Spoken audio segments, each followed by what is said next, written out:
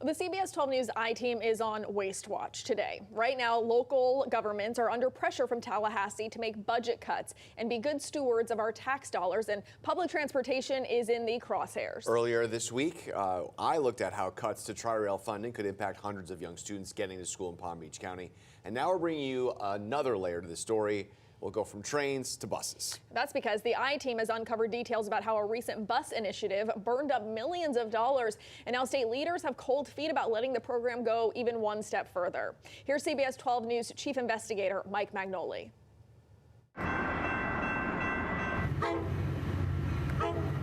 Earlier this year, Palm Beach County officials were told state funding to the Tri-Rail train system was going to be reduced drastically. Tens of millions of dollars would no longer be coming. At that time, nothing was said about the state money that goes to the county's bus system, PalmTran. But the CBS 12 News I-Team has discovered millions of dollars are being spent on something that could be a disaster in the making. Is it realistic? Is it cost effective? Two counties to our south learned the hard way. The answer is no. Here's what's happening.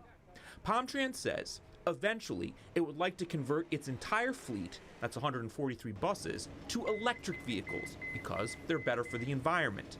And PalmTran is taking small steps to reach that goal. Here's PalmTran rider Wambu Wade. Florida's about clean air and nature. We don't come down here to smell smog. Each electric bus costs nearly $1 million. Last year, when PalmTran received government grant money to start turning their fleet green, they ordered 6 of the buses. But according to county paperwork, the company who made the buses, Proterra, filed for bankruptcy. So PalmTran then went to another manufacturer, Gillig.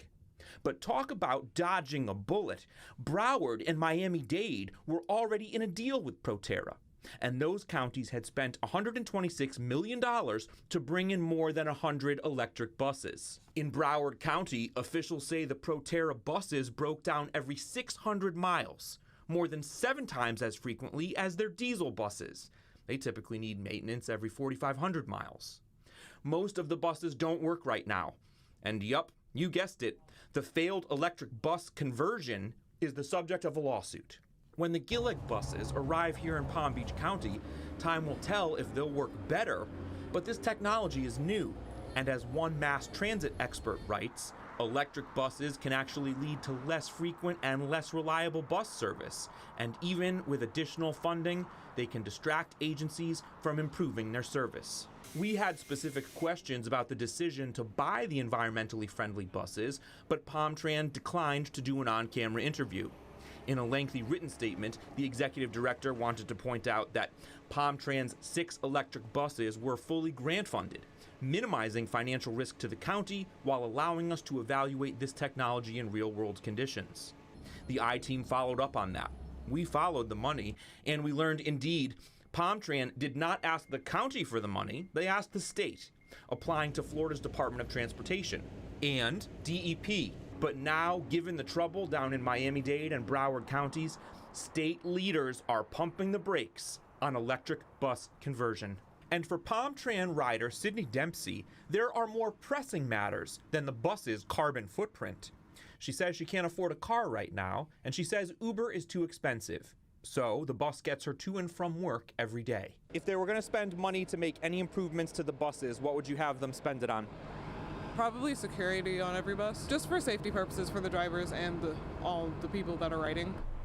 The county mayor tells the I-Team she wishes more people would take the bus. We did the math, and less than 2% of the population is riding, so that's likely something that's going to be scrutinized by state leaders as the funding to everything is tightened up. I'm Mike Magnoli, CBS 12 News. Well, also important to note here, Governor DeSantis initially supported public buses going green, but he has since changed his mind and has even vetoed bills dealing with counties and cities buying electric vehicles. And I spoke with Commissioner Maria Marino about the future of transportation in the county. That was part of my earlier story on Tri-Rail, which you can watch right now on CBS12.com. We're going to have more on what the county is trying to get out of its new transportation safety plan coming up tomorrow on CBS 12 News.